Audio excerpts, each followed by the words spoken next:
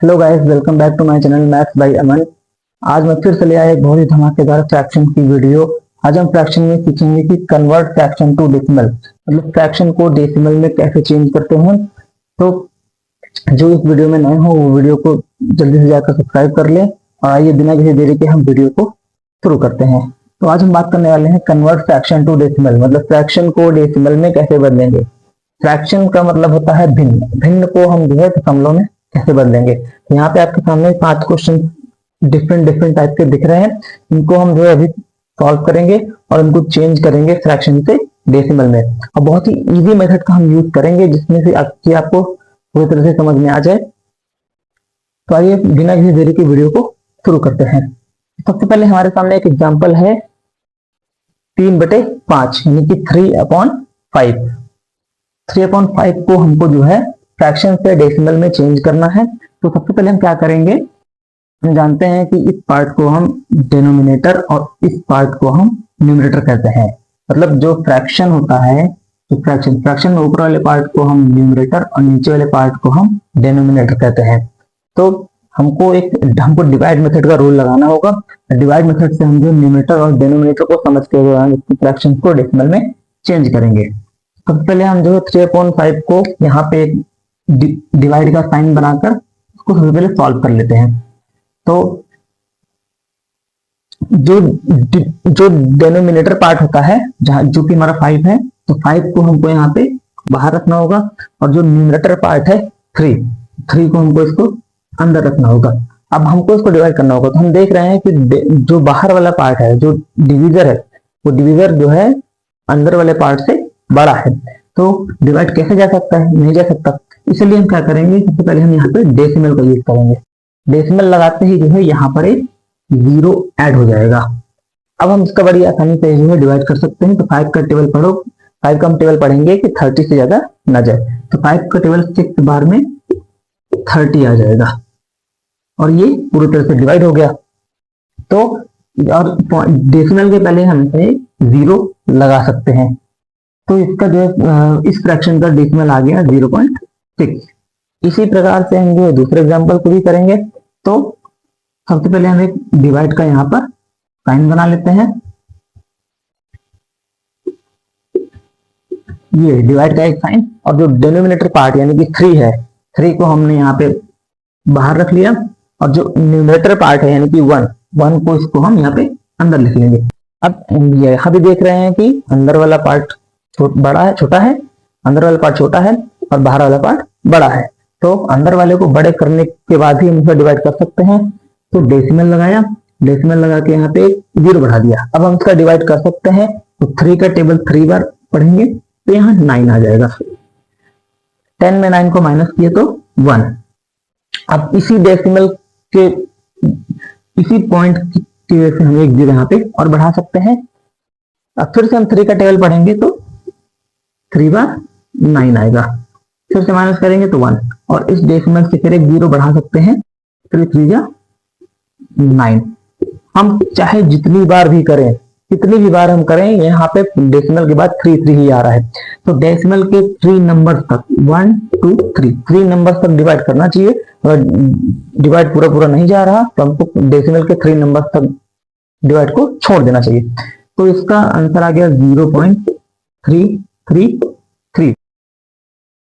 अब हम बात कर लेते हैं तीसरे एग्जांपल की। तो तीसरे एग्जांपल में क्या करना है, हमको 8 से 17 को डिवाइड करना है। तो 8 17 को हमको डिवाइड करने के लिए ये जो हमारा डिनोमिनेटर है, ये हमारा न्यूमरेटर है। डिनोमिनेटर को हमेशा हम इसको बाहर रखते हैं और न्यूमरेटर को अंदर। तो अब इसको डिवाइड करेंगे तो 8 दूनी 16, 17 में 16 गए 1, यहाँ पे 0। अब ये तो डिवाइड जा नहीं सकता, तो हमको पता ही है। तो हम क्या करेंगे कि यहाँ पे डेसिमल लगा देंगे। डेसिमल लगाने के बाद हमने यहाँ डेसिमल लगा दिया। अब हम इसको यहाँ पे 0 बढ़ा देंगे। तो 8 8, 10 में 8 गए 2। अब इस दशमलव का यहाँ पे 0 दोबारा बढ़ा दिया। तो 8 का पहाड़ा पर 20 से ज्यादा नहीं जाना चाहिए। तो 8 दूनी 16,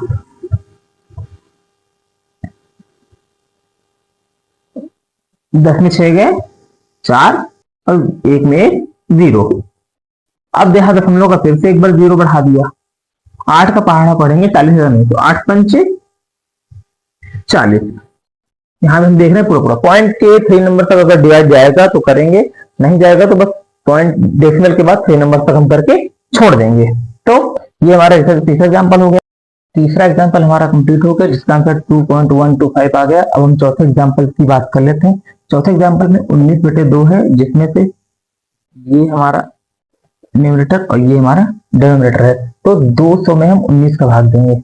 200 में 19 का भाग देने के लिए हम यहाँ 200 लिख लेंगे और यहाँ 19 पे 19। अब 200 में 19 का भाग तो जाएगा नहीं, तो हम करेंगे क्या, हम लोग लगाया, जीरो बढ़ाया, अभी भी भाग नहीं जा रहा, तो एक जीरो यहाँ बढ़ा सकते हैं और एक जीरो यहाँ पे। ठीक, अब 200 में 1900 का भाग दिया, 2 नया 18, 200 नया 1800, यहाँ जीरो, यहाँ जीरो, 9 में 8 गए 1 और जीरो। अब जब हम लोग का एक जीरो बढ़ाया, 2 पंचे 10, यानी कि 200 पंचे 1000 यहाँ आ जाएगा। ठीक, 200 में 1900 का भाग, 1900 में 200 का भाग दिया तो 0.95, यानी कि इसका आंसर हमारा डेसिमल में आया 0.095। ठीक, अब इस सवाल को हम एक तरीके से और कर सकते हैं। जब भी डिनोमिनेटर में जीरो की बात आ जाए तो जीरो के लिए क्या कर सकते हैं, इसको हम यहाँ पे साइड में बता देते हैं, 19/200, इसको हम लिख लेंगे 19/2 गुणे 100। 2 से पहले 19 को भाग कर दो, 2 नया 18, 1 हम लोग लगाया जीरो, 2 पंचे 10, चला गया पूरा पूरा भाग। तो 9.5, 9.5 और बटे में अभी 100 तो है ना, तो यानी कि जो ये अब जो 100 से जब इसको भाग देंगे ना, तो 100 से भाग देने की जरूरत नहीं है।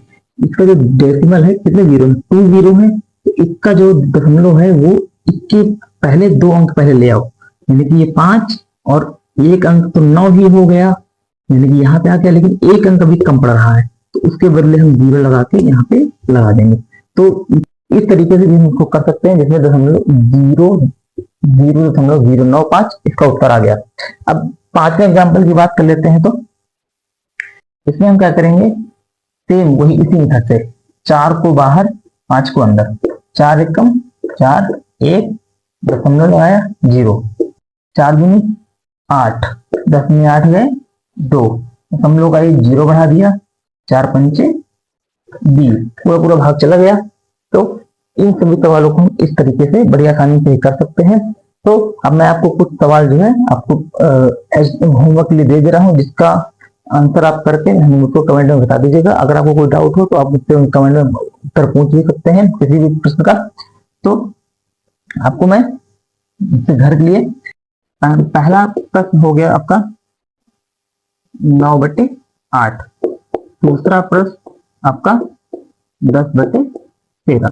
इन दो प्रश्नों को आप मुझे करके इसका उत्तर बताइएगा।